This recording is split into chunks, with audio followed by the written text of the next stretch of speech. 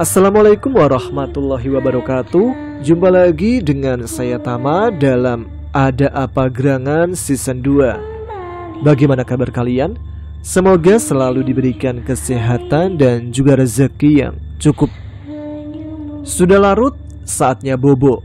Tapi bagi teman-teman yang belum bisa bobo, saya ada sebuah cerita nih dalam segmen Cerita Nina Bobo. Sebuah kiriman cerita yang dikirimkan oleh Bang Doni Permana, yang menceritakan tentang pengalaman bapaknya ketika dulu bertugas memasang sambungan jaringan listrik di sebuah daerah yang ada di Banten. Namun ternyata di sana itu ada sebuah perkampungan yang tidak boleh dimasuki oleh sembarang orang. Dan kalaupun bisa masuk ke kampung tersebut, ada beberapa syarat yang harus dilakukan. Baiklah, seperti apa cerita lengkapnya, langsung saja kita simak. Teman-teman, ada apa gerangan? Ceritanya mulai dari sini. Ini merupakan kisah nyata. Di tempat itu terdapat papan yang bertuliskan hambur larangan, orang luar dilarang masuk. Tulisan itu jelas terpampang di pintu gerbang sebelum masuk ke dalam sebuah kampung. Orang luar hanya boleh masuk ketika jam 8 pagi dan harus keluar sebelum jam 3 sore. Itu pun harus melewati syarat-syarat tertentu. Gugurnya 5 pekerja di pegunungan Banten, teman seperjuangan ayahku dengan mengenaskan. Dan kelima jasad tersebut ditemukan oleh warga. Tapi tengkorak kepalanya hilang. Yang ada hanya kulit, rambut, mata, mulut, hidung, telinga, semuanya lengkap. Tengkoraknya saja yang tidak ada, seperti ada yang meremasnya sampai hancur. Kalian mungkin bisa membayangkan sebuah topeng karet yang tanpa tengkorak di dalamnya ya. Mereka gugur bak pahlawan. Mereka adalah pahlawan yang memberi setitik cahaya terang di tengah gelapnya malam. Kini kita semua bisa menikmatinya. Tahun 1990, di mana awal kisah itu dimulai. Sebenarnya ini adalah pekerjaan lanjutan. Karena proyek lapangan pemasangan tiang listrik dan kabelnya terhenti karena adanya korban jiwa di pedalaman pegunungan Banten tersebut. Pada hari itu, berangkatlah 15 orang yang sudah terkumpul, termasuk ayahku, untuk melanjutkan tugas lanjutannya. Dari Cianjur menuju pedalaman Banten tersebut dan dilanjutkan jalan kaki untuk sampai ke tempat tujuan diperlukan waktu seharian. Di sana mereka tinggal sementara di sebuah balai desa salah satu kampung sebelum memasuki kampung terlarang. Kepala desa dan tokoh masyarakatnya memberikan wejangan sebelum mereka masuk ke dalam kampung tersebut. Mereka semua dimandikan dulu, dibacakan doa-doa sebelum besok mulai pekerjaan. Larangan yang tidak boleh dilanggar adalah harus masuk tepat jam 8 pagi dan pulang sebelum pukul 3 sore. Kalau tidak, kepala tengkorak mereka akan pecah, seperti halnya teman kerja mereka sebelumnya. Lalu jika ada pertanyaan, adakah polisi yang menginvestigasi? Jawabannya ada. Namun mereka semua tidak ada yang berani masuk ke dalam kampung terlarang itu. Hanya penjelasan dari kepala adat dan tokoh masyarakat saja sudah cukup. Karena bukan sekali dua kali hal ini terjadi.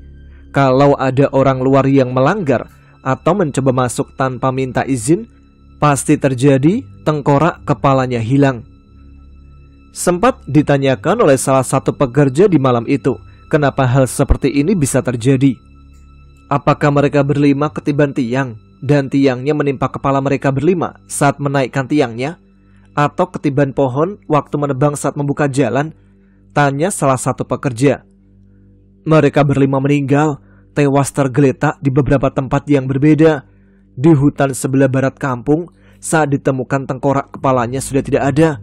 Kemungkinan besar mereka terlambat pulang melewati gerbang masuk. Karena saat itu sedang turun hujan yang sangat besar disertai petir dan angin. Makanya apapun yang terjadi, kalian harus balik lagi ke gerbang masuk sebelum pukul 3 sore agar tidak terjadi korban tambahan lagi, apalagi kalian orang luar. Jelas salah satu tokoh masyarakat sambil mengingatkan. Di sini adalah tempat yang masih terjaga keasriannya. Adat istiadat di sini masih kental dan dipakai sampai detik ini. Walaupun tidak ada yang bisa membuktikannya, tapi kami percaya ucapan leluhur kami bahwa di kampung itu bukan hanya penduduk lokal saja yang tinggal, tapi ada makhluk astral yang sangat kejam. Ada raksasa yang tinggal di dalam kampung sana, jelasnya lagi. Dan di saat kalian mau menggali tanah, menebang pohon untuk membuka jalan, kalian harus meminta izin walaupun tidak ada orangnya. Kalian semua paham? Ucapnya lagi. Kami semua saat itu hanya tertunduk diam, tidak mengeluarkan sepatah kata pun saat mendengar penjelasan dari kepala dusun. Singkatnya, pagi pun tiba. 15 pekerja telah berkumpul untuk melanjutkan pekerjaan yang sempat terhenti. Semua peralatan sudah siap, dari APD, tambang, kunci-kunci, tiang listrik, kabel, gergaji mesin, peralatan untuk menggali tanah, dan tangga untuk menaikkan kabel, termasuk akomodasi stok makanan. Semuanya sudah lengkap karena telah dibawa oleh tim sebelumnya yang menjadi korban. Jadi tim yang sekarang tinggal melanjutkannya saja. Sebenarnya kampung terlarang belum terpasang listrik, tapi kampung selanjutnya lah aliran listrik akan dinyalakan rumah ke rumah warga. Namun tiang dan kabelnya harus melewati kampung terlarang itu. Dan mereka semua akhirnya tiba di depan gerbang tersebut. Benar saja, terpampang tulisan hambur larangan, orang luar dilarang masuk. Mereka diantar oleh kepala dusun dan beberapa tokoh masyarakat. Tapi mereka cuma mengantar seakan melepaskan kepergian kami semua. Hingga sampailah mereka di tiang yang ke-20, tempat terakhir pengerjaan tim sebelumnya. Lalu jika teman-teman bertanya, adakah warga di kampung terlarang itu? Adakah rumah penduduk di sana? Jawabannya ada. Penduduknya sama seperti kita semua. Tidak ada yang aneh. Bahkan mereka saling sapa, tapi tidak pernah ada obrolan yang panjang lebar sedikit pun. Rumah dari kayu dan dindingnya dari bambu yang dianyam, menandakan ciri khas rumah pedesaan. Tanaman padi yang subur, kebun pisang, singkong, dan berbagai pohon buah lainnya seperti buah nangka, mangga, dan rambutan, menandakan warganya mengandalkan hasil dari bercocok tanam. Hanya satu keanehannya, semua binatang ternak tidak ada kandangnya. Entah itu hewan kerbau, kambing, bebek, ayam, seakan hewan tersebut tidak ada pemiliknya walaupun tidak terlalu banyak. Di hari itu juga mereka langsung bekerja. Ada yang menggali tanah, ada yang menarik kabel, ada yang menaiki tiang, ada yang membuka jalan kabel dengan ditebangnya beberapa pohon, dan pulang keluar gerbang selalu tepat waktu pada jam 3 sore. Hingga akhirnya sampai di hari ke-7 pengerjaan pemasangan tiang dan kabel listrik sudah mencapai 80%. Di saat berangkat dan pulang kerja, semua selalu diabsen oleh mandor. Sampai di satu hari, mandor lupa mengabsennya. Kala itu hujan turun sangat deras disertai petir dan angin. Saat pulang ke tempat tinggal sementara, ternyata ada satu pekerja yang tidak ada di tempat tersebut.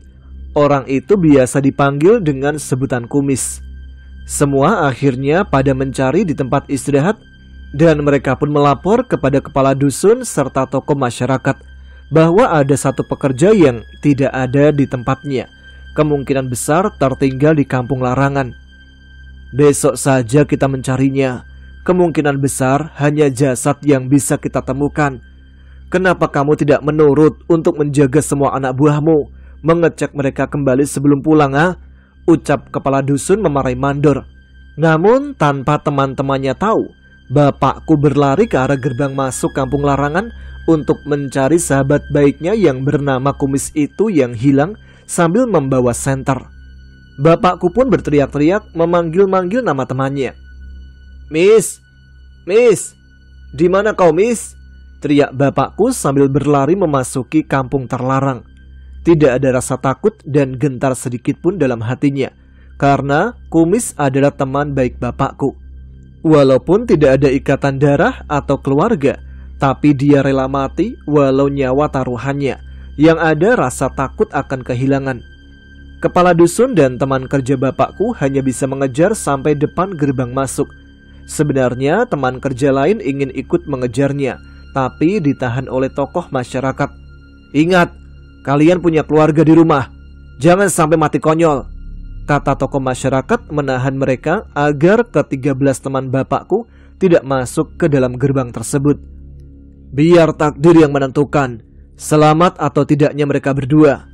Besok jam 8 pagi kita masuk untuk mencarinya. Lebih baik kita berdoa yang terbaik untuk mereka. Ingat, hidup matinya seseorang ada di tangan Tuhan. Tapi saya juga tidak ingin melanggar aturan yang sudah ada dari zaman nenek moyang. Saya hanya tidak ingin ada korban tambahan lagi. Mohon dimengerti ya," ucap kepala dusun lagi. Mereka semua hanya bisa menunggu pagi dan berdoa. Mereka pun akhirnya kembali lagi ke tempat peristirahatan sementara. Bahkan sampai tidak ada yang tidur saat itu. Sementara itu bapakku terus mencari sambil terus-terusan berteriak tiada henti.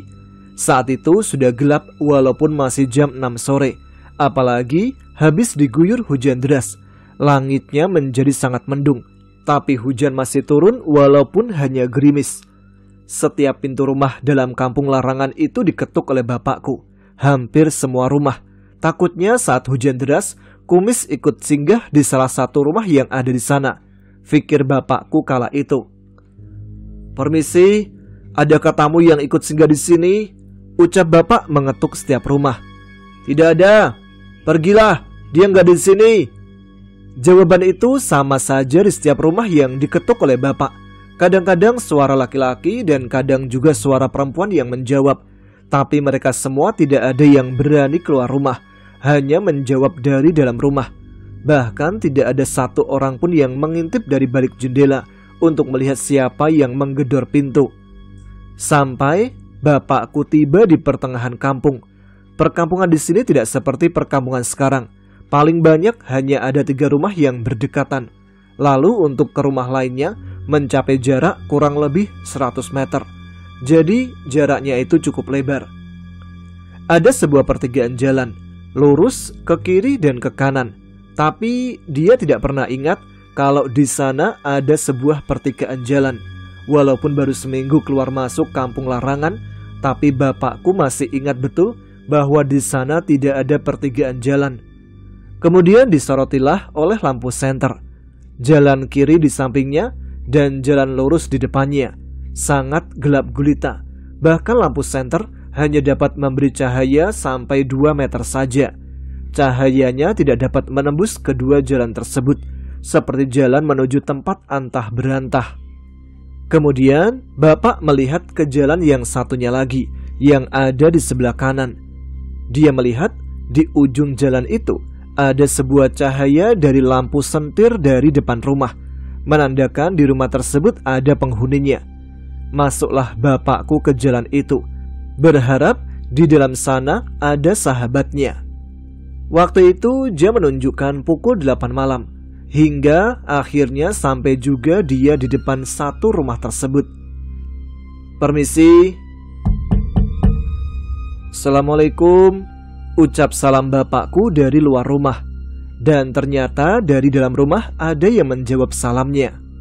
"Waalaikumsalam. Siapa di luar?" ucap suara perempuan dari dalam rumah. Sebenarnya semua percakapan di sini memakai bahasa Sunda kasar ya. Kasar ini dalam artian memang seperti itu gaya bahasa orang Banten. Bukan maksud untuk mengejek dan tidak ada maksud apapun ya. Jadi di sini akan langsung ditranslate supaya teman-teman yang tidak paham bahasa Sunda bisa mengerti percakapan ini. "Siapa di luar?" "Saya Dadan, mencari sahabat saya yang tertinggal saat bekerja. Barangkali ikut singgah di sini, Bu," jawab bapakku. "Oh, mari silakan masuk. Dia ada di dalam, sedang tidur," ucap seorang ibu tua sambil membuka pintu kayu yang dikuncinya. "Alhamdulillah. Makasih Bu, sudah membolehkan sahabat saya singgah dan istirahat di sini.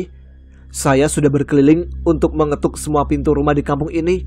Ternyata dia ada di sini dan tidak kenapa-napa," jawab bapak sambil mengusap wajahnya. Tanda syukur pada Tuhan bahwa sahabatnya tidak kenapa-napa.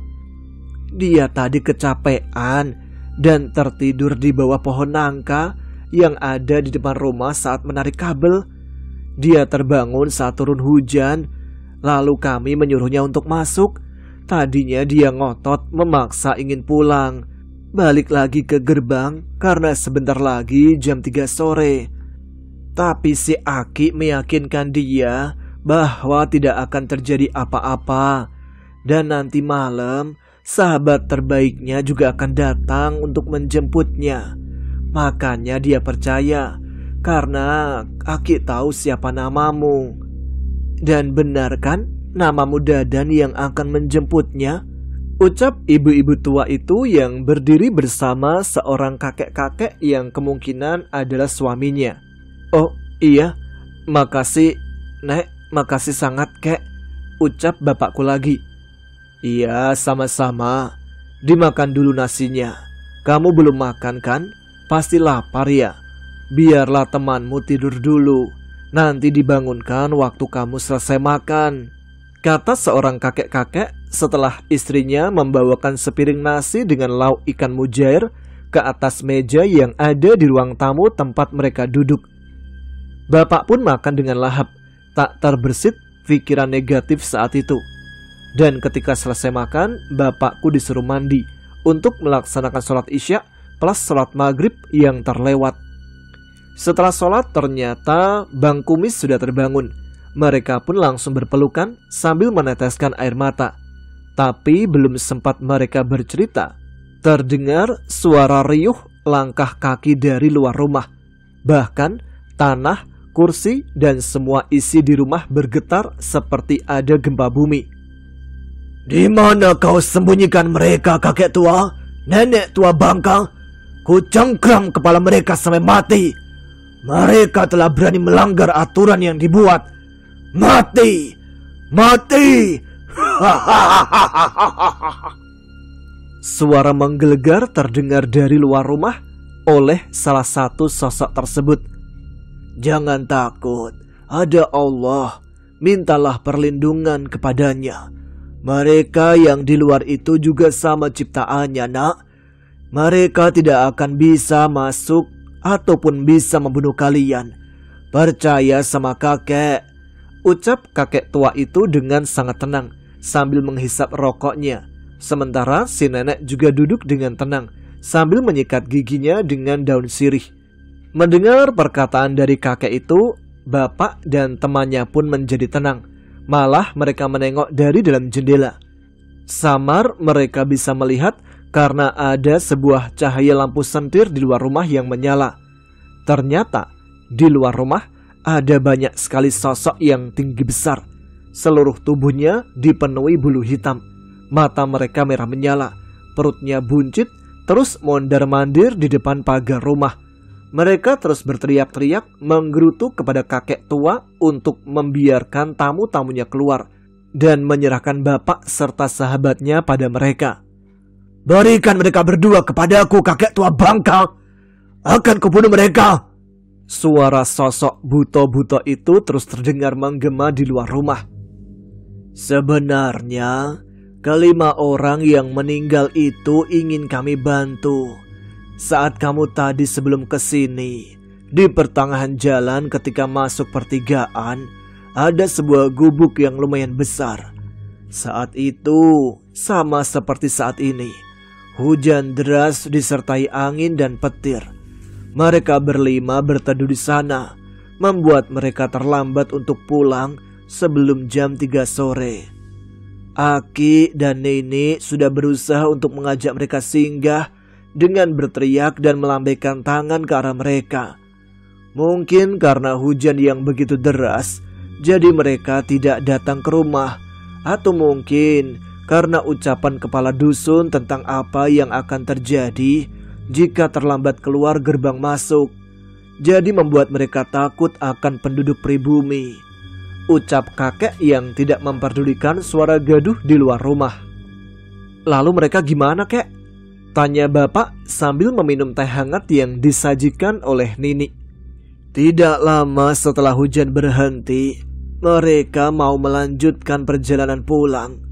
Tapi penjelasan kakek itu berhenti karena sedang meminum air teh hangat. Tapi keburu datang semua makhluk yang ada di luar itu.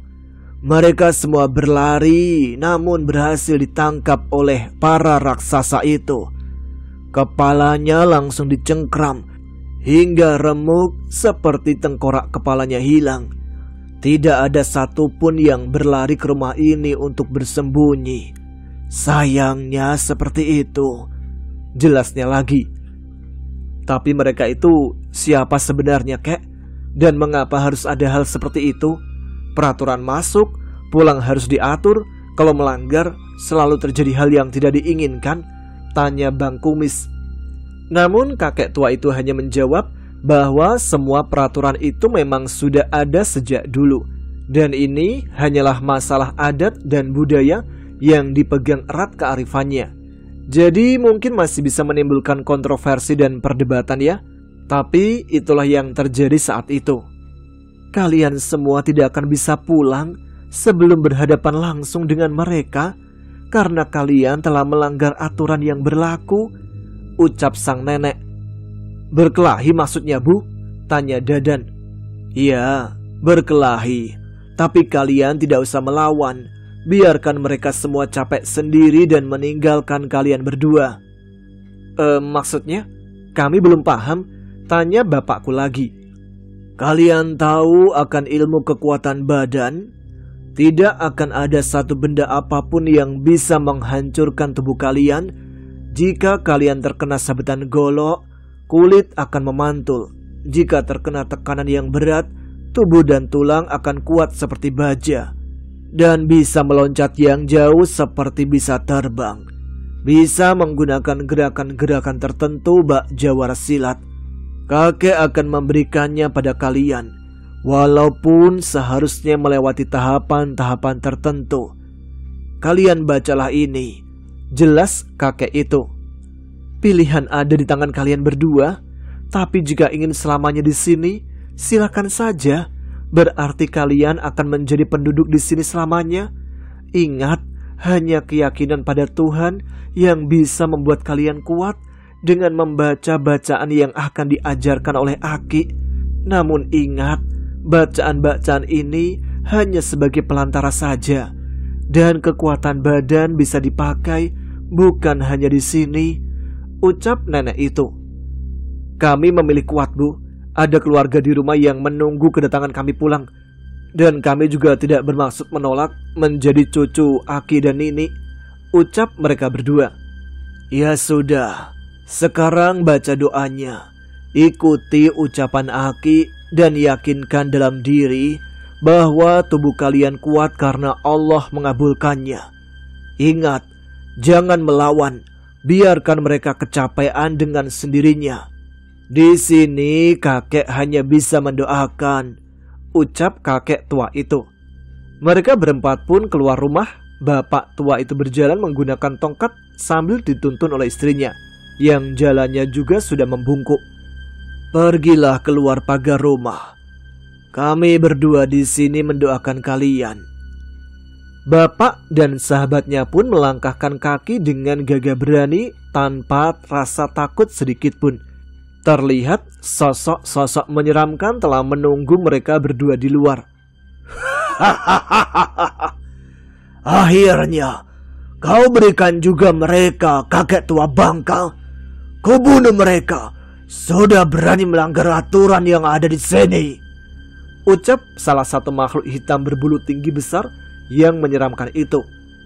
Saat bapak dan sahabatnya tepat satu langkah melewati pagar rumah, kepala mereka berdua langsung dicengkram dengan kuat.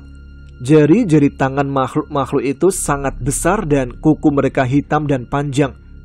Namun, meskipun diremas dengan begitu kuat oleh makhluk-makhluk itu, tapi bapak hanya merasakan kepalanya seperti dibelai-belai saja. Dasar kau kakek tua bangka, ucap makhluk itu dengan wajah yang sangat marah. Karena ketika dicengkram kepalanya tidak apa-apa, tidak hancur tengkoraknya, apalagi meninggal. Kemudian dilemparlah mereka berdua ke atas langit yang cukup tinggi jaraknya. Tapi saat terjatuh seperti kapas yang terbang dari langit. Mereka berdua tidak merasakan sakit sedikit pun. Dan saat berdiri setelah jatuh karena dilempar, ditebaslah mereka oleh sabetan golok yang sangat besar ukurannya. Namun senjata-senjata mereka memantul tidak dapat membelah tubuh bapak maupun sahabatnya. Dari atas kepala sampai kaki ditebas terus-menerus, masih sama, tidak dapat melukai kulit mereka. Yang mereka rasakan hanya seperti sedang dipijit oleh kekasih. Jika diceritakan, semua yang terjadi akan seperti cerita dongeng. Karena mereka terus-terusan disiksa, dianiaya, dipukul dengan gada, disembur api dari mulut makhluk itu, ditebas dengan golok, dan lain sebagainya. Bahkan kejadian tersebut berlangsung hingga 5 hari 5 malam. Namun anehnya, mereka berdua sama sekali tidak merasakan lapar maupun haus. Dan benar saja, saat makhluk itu kecapean, mereka semua meninggalkan bapak dan sahabatnya di sana. Mereka pergi sambil menggerutu, memaki-maki kakek dan nenek yang ada di dalam rumah. Dan di saat semua makhluk itu pergi, bapak dan sahabatnya baru merasakan betapa lelah tubuhnya. Lalu mereka berdua masuk kembali ke dalam rumah, karena disuruh masuk ke dalam rumah oleh nenek dan kakek itu, menandakan pertempuran telah selesai. Mereka berdua akhirnya tidur terlelap di atas dipan bambu yang ada di kamar. Sementara itu di luar gerbang perkampungan itu, semua pekerja dan masyarakat sibuk mencari kedua orang itu yang masuk dan melanggar aturan yang sudah ada. Jelas pasti hanya jasad yang akan ditemukan, pikir mereka. Karena bukan sekali dua kali ini kejadian seperti ini terjadi. Tidak banyak, tapi lumayan sering terjadi. Apabila ada orang yang melanggar, contohnya 5 orang pekerja yang jadi korban. Tepat jam 8 pagi, mereka semua masuk ke dalam gerbang untuk mencari. Semua pelosok kampung Larangan ditelusuri, dibantu oleh para warga kampung Larangan, dan menegaskan pula bahwa semalam memang ada orang menggedor-gedor pintu mencari pekerja yang tertinggal. Sampai ke tempat hutan sebelah barat kampung, di mana warga menemukan kelima jasad korban sebelumnya. Benar saja, di tengah hutan tersebut, di bawah pohon nangka yang besar dan rimbun, terdapat sesuatu yang sangat aneh. Bila tempat lain sangat kotor dan penuh dengan ilalang, tapi anehnya, di bawah pohon itu tempatnya sangat bersih, seakan-akan ada yang mengurusnya. Dan benar saja, bapak dan Bang Kumis ditemukan di bawah pohon nangka tersebut. Mereka sedang tidur terlelap. Awalnya teman-teman bapak ketika pertama kali menemukan mereka berdua di bawah pohon tergeletak, tidak sadarkan diri, menangis terseduh-seduh. Namun ketika sudah dipastikan, dicek hidung dan dadanya masih bernafas, semua orang yang mencari mereka menangis. Namun kali ini air mata bahagia yang keluar dari pelupuk matanya, bukan air mata kesedihan. Dan, "Miss, bangun!" ucap salah satu pekerja membangunkan mereka berdua. Bapak dan Bang Kumis pun terbangun, serta seketika kaget mendapati ada begitu banyak orang menangisi mereka. "Alhamdulillah," ucap semua orang ketika melihat mereka berdua terbangun dan memang hanya tertidur. Tapi bapakku dan Bang Kumis kaget karena tidak ada rumah kakek dan nenek, yang ada hanya pohon nangka. Dan mereka berdua sangat kaget ketika mereka ternyata ada di dalam hutan. Tidak ada jalan setapak ataupun pertigaan jalan, benar-benar berada di dalam hutan. Saat pagi tiba, tepat jam 8 pagi, kami semua langsung mencari kalian. Dan benar saja, kalian ada di sini, tidak jauh dari tempat warga menemukan kelima jasad kemarin. Jelas tokoh masyarakat menjelaskan. "Di mana rumah nenek dan kakek yang membantu kami? Kalian pagi-pagi langsung mencari. Padahal kami sudah 5 hari di sini," tanya Bang Kumis sambil melihat ke sekeliling dan merasa kebingungan sambil menggaruk kepalanya. "Sudah, ayo kita semua pulang. Alhamdulillah kalian sudah ditemukan. Nanti saja kalian jelaskannya di luar kampung. Yang penting kalian ditemukan dengan selamat dan masih hidup," ucap tokoh masyarakat. Mereka semua pun pulang ke tempat tinggal sementara, menceritakan semua yang terjadi. Tetapi Bapak dan Bang Kumis bersikukuh bahwa mereka berdua sudah 5 hari di sana, tapi kenyataannya hanya 1 malam saja. Hari itu tidak ada yang bekerja, dan pekerjaan rencananya akan dilanjut esok paginya. Masih sama, masuk jam 8 pagi, melewati gerbang, dan keluar gerbang sebelum pukul 3 sore. Hingga pekerjaan sudah mencapai 99% proses pengerjaannya. Tinggal 1 tiang lagi untuk melewati kampung terlarang ke kampung selanjutnya, kampung yang akan dipasang listrik. Saat itu Bapak kebagian menaikkan kabel ke atas tiang. Namun hal buruk pun terjadi. Sabuk APD yang dipakai untuk menahan badannya di atas tiang putus. Ia terjatuh dari atas tiang hingga berteriak Allahu Akbar ketika terjatuh, lalu tidak sadarkan diri. Menurut penuturan para saksi, teman kerjanya saat itu, mulut, hidung, mata, dan telinga Bapak mengeluarkan darah. Kaki, tangan, dan lehernya patah karena posisi kaki, tangan, dan lehernya tidak seperti bagian tubuh yang normal. Walaupun di antara mereka tidak ada yang tahu masalah tulang yang patah, hanya saja tidak ada bagian tulang yang keluar dari kulitnya. Bapak pun dipindahkan ke tempat yang lebih luas, tidak buru-buru dibawa ke rumah sakit. Semua menangis mengerumuni tubuh Bapak yang tidak sadarkan diri. Tapi saat itu Bapak belum meninggal, karena masih ada nafas yang keluar dari hidungnya. Walaupun masih mengeluarkan darah segar, menandakan Bapak masih hidup. Tiba-tiba datanglah seorang kakek tua menghampiri. Jalannya menggunakan tongkat dan dituntun oleh seorang nenek tua yang jalannya sudah bungkuk. "Awas, minggir, kasih dia nafas, jangan dikerumuni," ucap kakek itu. Kemudian minggirlah mereka semua. Ketika kakek itu menghampiri tubuh Bapak yang tidak sadarkan diri, tidak ada doa ataupun mantra yang diucapkan olehnya. Dan tiba-tiba terjadilah sesuatu yang mengagetkan semua orang yang ada di sana. Tubuh Bapak dikencingi oleh kakek itu, dari ujung rambut sampai ujung kaki. Semua orang pekerja menyaksikannya. Dan tidak memerlukan waktu lama, keajaiban Tuhan pun terjadi. Seketika saja setelah kakek tua itu mengencingi tubuh Bapak, Bapak pun tersadar. Darah yang masih mengalir dari mulut, hidung, mata, dan telinga spontan berhenti. Tubuh yang dikira semua orang patah menjadi normal kembali. Dan Bapak pun terbangun dari pingsannya. Alhamdulillah. Tangisan bahagia kembali pecah saat itu. Pokoknya tidak bisa dirangkai dengan kata-kata. "Sudah, bereskan pekerjaan kalian. Niat kalian semua baik, memberi titik cahaya terang di tengah kegelapan malam. Insya Allah tidak akan terjadi lagi yang tidak diinginkan," ucap sang kakek, kemudian meninggalkan kerumunan dan menyuruh melanjutkan pekerjaan. Kemudian dilanjutkanlah pekerjaan yang tinggal 1 tiang listrik lagi. Setelah semua pekerjaan mereka selesai, semua pekerja berpindah tempat tinggal sementara. Setelah beres melakukan pekerjaan pemasangan tiang dan kabel yang harus melewati dulu kampung terlarang, mereka tidak tinggal lagi di kampung sebelum masuk ke kampung terlarang itu.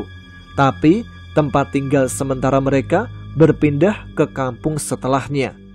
Lalu, apakah papan nama di gapura atau gerbang masuk yang bertuliskan "Hambur terlarang, orang luar dilarang masuk" masih ada setelah itu? Jawabannya masih ada. Bahkan hingga sekarang. Semua peralatan pun dipindah ke kampung yang ada di sebelah. Mereka pamit kepada kepala dusun dan tokoh masyarakat. Tidak lupa juga mengucapkan banyak terima kasih atas semua bantuan yang diberikan kepada para pekerja.